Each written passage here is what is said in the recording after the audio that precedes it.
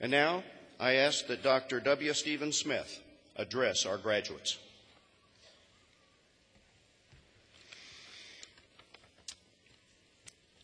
Thank you, Chairman Aiken, the Board of Trustees, Dr. Bobbitt, Dr. Gearhart, Dr. Gaber, the Honorary Degree Committee, and the Faculty Senate for this tremendous honor.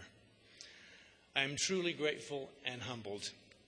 It is particularly special to receive this honor from my home state university.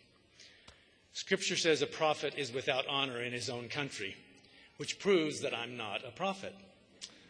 I certainly wouldn't have prophesied I'd receive this kind of honor when I got my master's degree from this institution in 1975. However, since I'm here today, I'd like to share 3 things I've learned in the 37 years since then. Number 1, don't let your circumstances limit your accomplishments, but use those circumstances as a platform for your next adventure.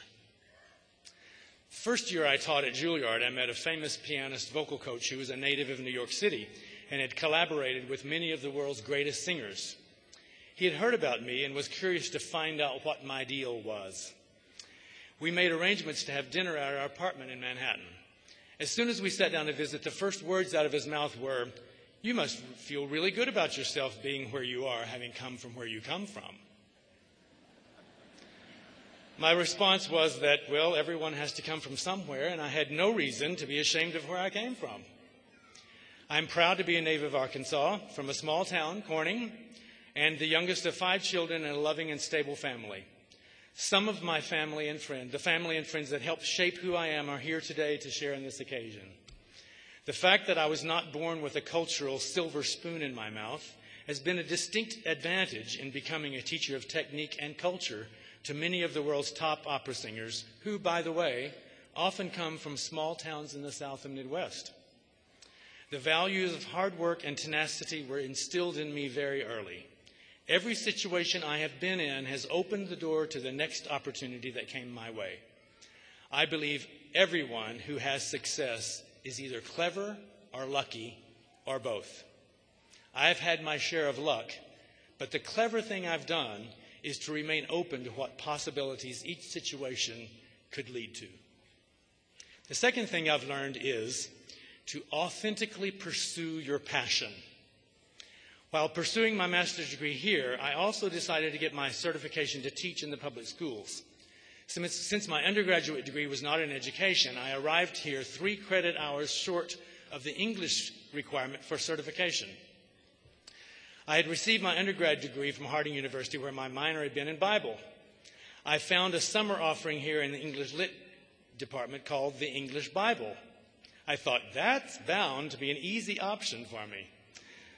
The gentle, sweet lady who taught the course led us through most of the Old Testament as the literature of the people of God. What I recall most from that study was the book of Job. In examining all of the poetry in the middle of this famous story, the theme of integrity was what she emphasized. Job stayed true to himself. The subtitle of my book, before Oxford editors decided to change it, was In Pursuit of Authenticity. The technique I developed for singers came from that pursuit. I teach singers how to find their true voice and unique way of expressing themselves.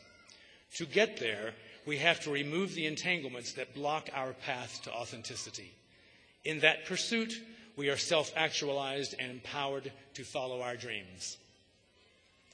The third thing I've learned is also from Scripture. Always consider others better than yourself. In advising my students how to negotiate the treacherous waters of a singing career, I often emphasize being a good colleague. I used to advise them to follow the golden rule, do unto others as you would have them do unto you. However, I found that doesn't always work for me. You see, because I really appreciate honesty from others, I was always a straight shooter, honestly sharing my perspective and opinions with others. I discovered, sometimes the very hardest way, that most people do not want my honesty and become angry and resentful when I share my honesty with them. I now advise my students to treat everyone else as if they are better than you, smarter, prettier or more handsome, more talented, have better perception or insight, cleverer, and so forth. The first time I saw this demonstrated was during my first opera production here at the University of Arkansas. One of the leading ladies was the wife of a chemistry professor. She was a fabulous musician, actor, and singer. Yet I noticed her listening attentively to the advice and criticism of an undergrad cast member who I thought was a terrible musician, actor, and singer. When I asked her why she would listen to his counsel, she said that she was eager to improve and felt that everyone had perspective that might be of value toward her improvement. I was so humbled by her answer and behavior. I also recall attending the District Metropolitan Opera auditions with my then 4-year-old daughter. After one of the singers finished her performance, Emily whispered, "Daddy, she sounds like she's singing into a hollow log." The sound couldn't have been described any better than that. When my wife and I had disagreements and she let me know that she didn't appreciate my advice, I told her that God spoke to Balaam in the Old Testament through the mouth of a donkey. So she could consider me a jackass, but she might be missing the voice of God. When you consider others better than ourselves, we treat them with respect and honor and will never have trouble getting along.